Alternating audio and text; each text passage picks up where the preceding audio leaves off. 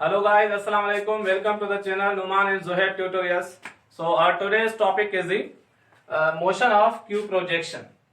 Its also other name is connection between UCM and SHM. इस topic को समझने के लिए आपको UCM आना चाहिए. UCM क्या है? Uniform circular motion.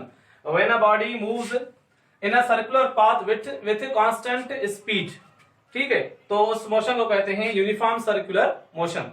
तो सपोज करेंगे कोई बॉडी यूनिफॉर्म सर्कुलर मोशन में है और ये इससे सर्कुलर पाथ में मूव कर रही है और ये पार्टिकल है P जिसकी वेलोसिटी है V.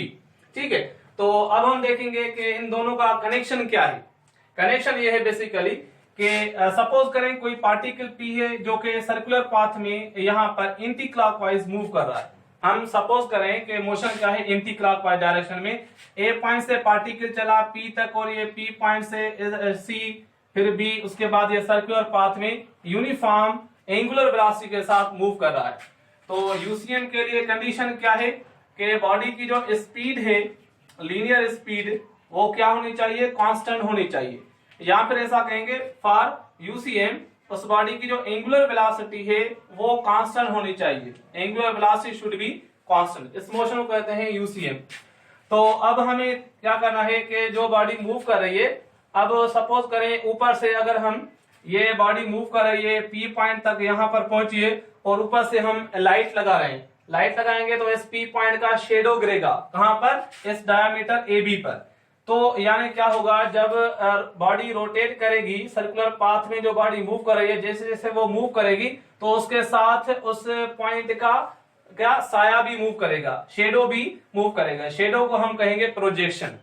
तो इसलिए P पॉइंट तक जैसे हमने लाइट लगाई तो उसका शेडो कहां गिरा, Q पॉइंट तक. तो हमने Q का नाम दिया Q प्रोजेक्शन.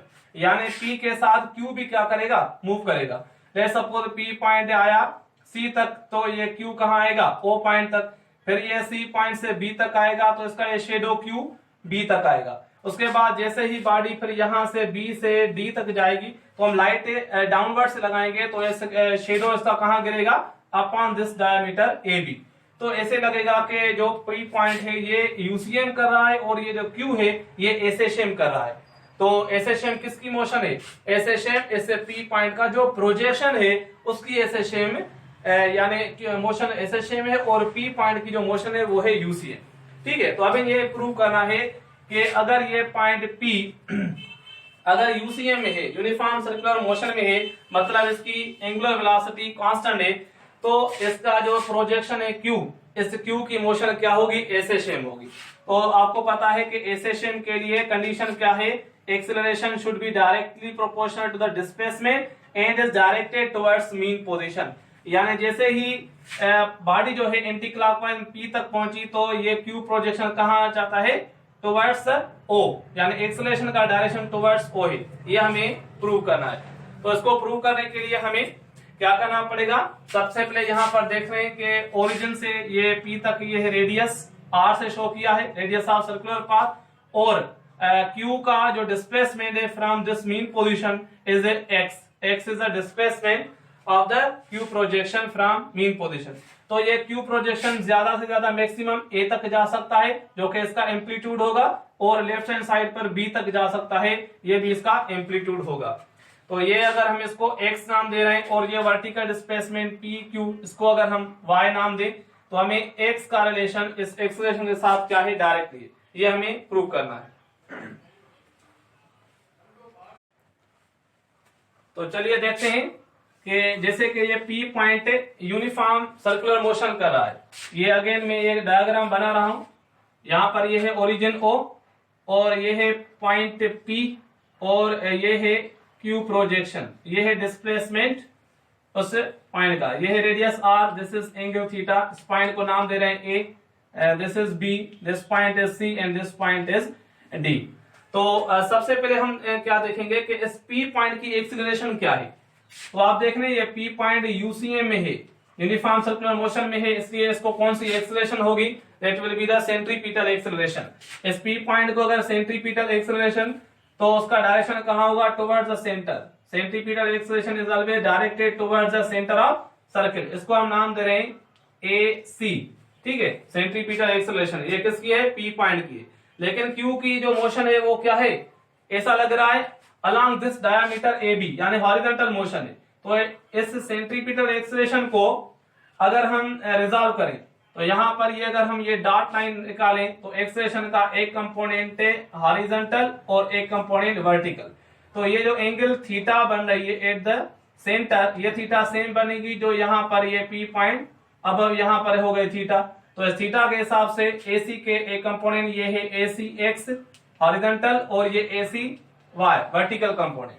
तो अब देखना है कि क्यू की मोशन क्या है, हॉरिजॉन्टल है। It means the acceleration which is possessed by the Q projection is acx, यानी instantaneous acceleration of the Q projection is equal to ac cos theta, क्योंकि ac x के साथ cos थीटा और ac y के साथ sin theta.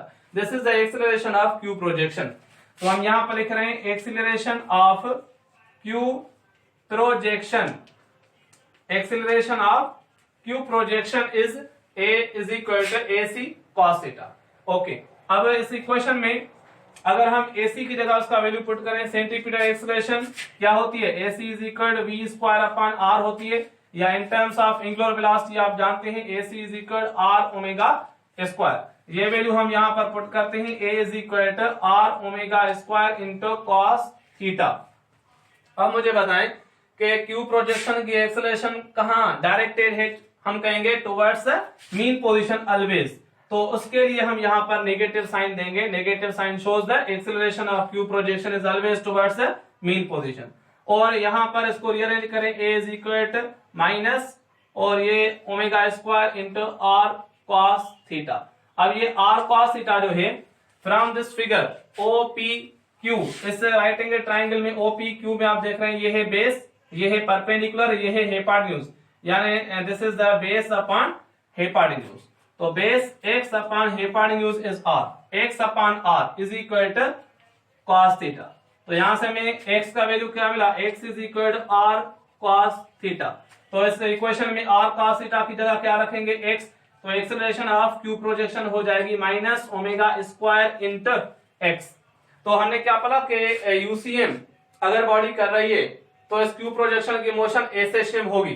तो UCM के लिए ओमेगा कांस्टेंट है, मतलब इस इक्वेशन में से ओमेगा कांस्टेंट है, तो यहाँ पर a is equal to minus, यहाँ पर ये आ गया कांस्टेंट इंटू x। तो कांस्टेंट भी रिप्लेस करें और इक्वेशन हटाएं तो क्या रखेंगे, sign of proportionality, a proportionality minus x। तो ये हमने इक्वेशन प्रूव की कि क्यू प्रोजेक्शन को भी ऐसे शेप होती है जबकि बॉडी यूनिफॉर्म सर्कुलर मोशन में मूव कर रही होती है।